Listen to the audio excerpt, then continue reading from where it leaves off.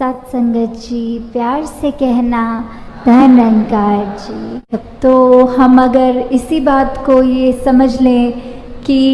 सत्संग में अगर दासी ना भी कुछ बोले तो भी वो सारे मन के भाव वही होते हैं जो वो सब महापुरुष पहले से ही रख देते हैं कि कैसे एक जीवन को जीना है। ये निरंकार परमपिता परमात्मा, ये ब्रह्म ज्ञान हमें मिलकर हमें वो जो स्थिति अपना रही एक है, एक अचीवमेंट तो नहीं कह सकते क्योंकि सिर्फ कृपा है वो, पर अब उस कृपा के बाद हमें अपने जीवन में ये जो सहज अवस्था लानी है। तो ये सहज अवस्था ये हमको भक्ति के मार्ग पे कैसे और दृढ़ कर सकती है कि कैसे हम ये सत्संग में भी बार बार सुनते हैं कि हमें अपने जीवन में एक वो बैलेंस लाना है कि स्थिति कैसी भी हो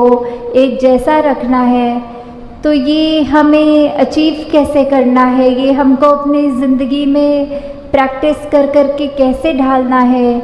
जैसे कोई भी अगर जितनी भी उम्र है हमारी उस हिसाब से कुछ ना कुछ उतार चढ़ाव आते ही रहते हैं। अगर किसी का बहुत छोटा बच्चा भी स्कूल के लिए एडमिशन लेनी है तो माता पिता को चिंता होती है कि कब होगा और वो बेचैनी रहती है कि एडमिशन के फॉर्म निकल गए हैं या कोई भी ऐसी बात। थोड़ा वो बच्चा जब बड़ा हो गया और तो पढ़ाई में एग्ज़ाम्स अच्छे नहीं हो पाए, पढ़ाई में ध्यान नहीं लग रहा, ऐसी और कितनी और बेचैनियाँ आती हैं। और जब बच्चे थोड़े और बड़े हो जाते हैं स्कूल कॉलेज के टाइम में, आजकल तो बच्चों की ये देखी गई है हाल कि अगर कभी दिल भी टूटता है तो अपने आप को बिल्कुल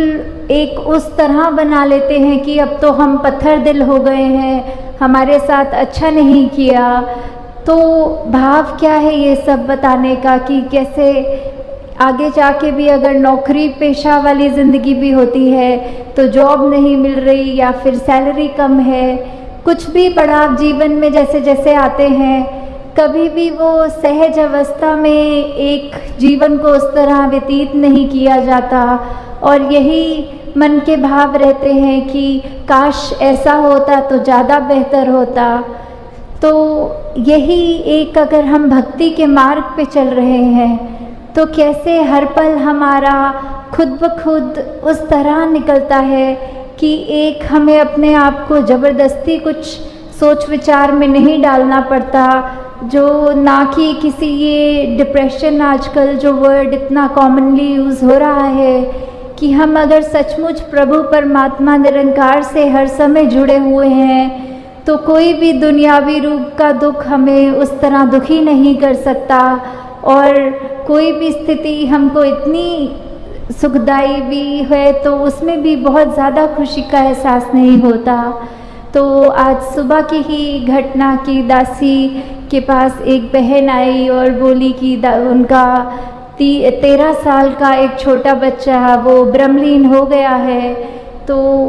वो बहुत ही उस तरह ज़्यादा रो रहे थे। तो दासी ने सिर्फ ये बोलकर कि निरंकार पूरे परिवार पे कृपा करे, शक्ति बख्शे, और साथ में जब उन्होंने फिर ये कहा कि अगर निरंकार ने बच्चा लेना ही था तो दिया ही क्यों, तो दासी ने बस यही भाव रखे कि जब निरंकार ने बच्चा दिया तब तो आपने शुक्राना किया था, तब तो सवाल नहीं किया था कि ये बच्चा दिया क्यों। और अब जब वही शरीर भी निरंकार का जो पहला प्रण होता है, तन मन धन निरंकार का है, तो वही निरंकार की वस्तु जब निरंकार ने दी और जब चाहे निरंकार ने वो शरीर ले लिया वापस, तो हम उस सहज भाव में क्यों नहीं रह पा रहे। तब हमारे मन में इतनी उथल पुथल क्यों हो रही है कि जब एक हमारा ज़िंदगी का जो मकसद है ये ब्रह्म ज्ञान प्राप्त करना,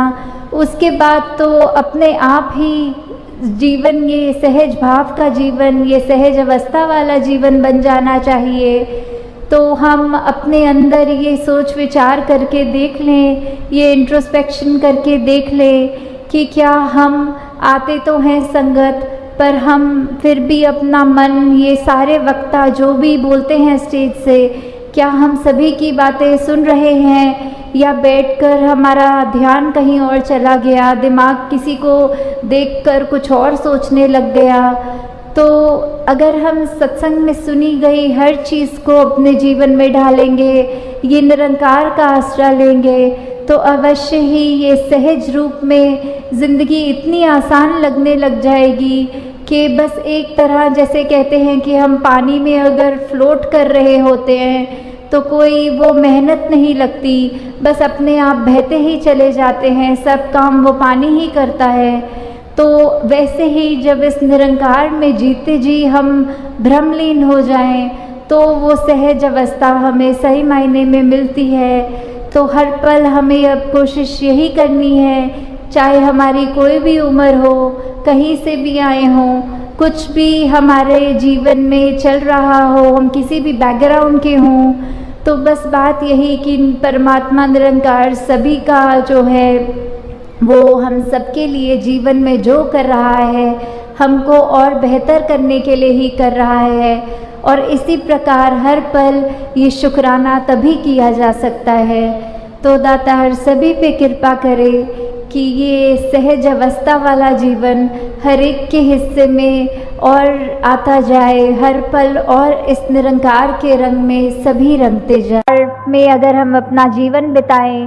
तो वो ही जीवन हमारे लिए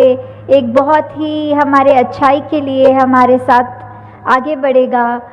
तो जैसे अभी बार बार जिक्र भी हो रहा था कि ये शहर तालों के साथ जुड़ा हुआ है, कि यहाँ के बहुत ही मशहूर हैं ताले।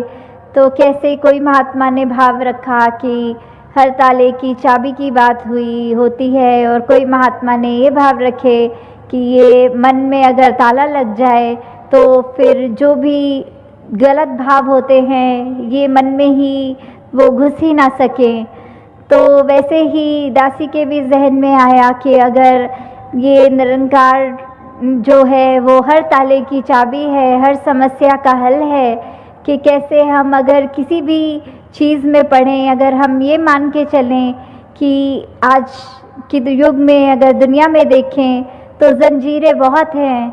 और ये ज़ंजीरों पे अपने अपने रंग के ताले लगे हैं, कहीं पे जात पात के ताले लगे हैं, कहीं पे और ऐसे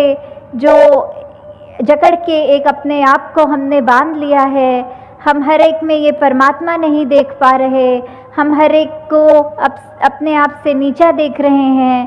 तो ऐसे जो भी द्वेष भाव हमारे अंदर आ रहा है, ये ज़ंजीरों के तालों को अगर ये ब्रह्म ज्ञान रूपी चाबी से हमने खोल दिया, अपने आप को, अपनी रूह को आज़ाद कर दिया, तो दातार उस तरह भी सभी पे कृपा करे कि जैसे ये शहर का नाम भी अलीगढ़ है, तो ये जो अली का जो गढ़ है वैसे ही हमारा मन बन जाए, जिसमें ये परमपिता परमात्मा, ये अली मौला, ये गॉड, ये इस तरह बस जाए, निरंकार पल पल हमारी ज़िंदगी में इस तरह शामिल हो कि फिर हम एक अपनी जीवन में ऐसी खूबसूरती ला सकें अपने आप के अंदर, और जिसके भी हम संपर्क में आए उनके अंदर। पर शुरुआत हमें जो करनी है वो अपने अंदर से ही करनी है, कि कैसे हम अगर प्रतिदिन ये निरंकार का एहसास करेंगे, सोचें कि हमारा मन साफ रखना है, हमने ये महान जो हमारा विश्वास को एक अटूट बनाना है,